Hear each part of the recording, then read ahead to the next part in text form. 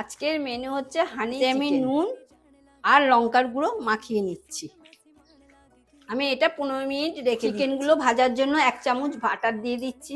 একে একে আমি চিকেনগুলো দিয়ে দিচ্ছি। চিকেনগুলো মিডিয়াম আঁচে লাল করে ভেজে নিতে হবে। চিকেনগুলো ভাজা হয়ে গেছে, এবার আমি তুলে নেব। কড়াতে আরেকটু বাটার দিয়ে দিচ্ছি। বাটারে দিয়ে দিচ্ছি আদা কুচো আর রসুন কুচো। এটাকে একটু নেড়ে নিচ্ছি।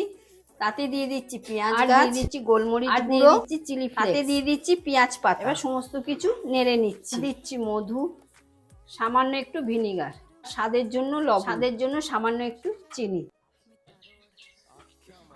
চিকেনগুলোকে দিয়ে দিচ্ছি।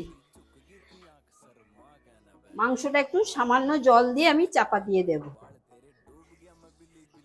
সামান্য পরিমাণে গরম মশলা গুঁড়ো দিয়ে দিচ্ছি। হানি চিকেন তৈরি হয়ে গেছে, এবার আমি নামিয়ে নিচ্ছি।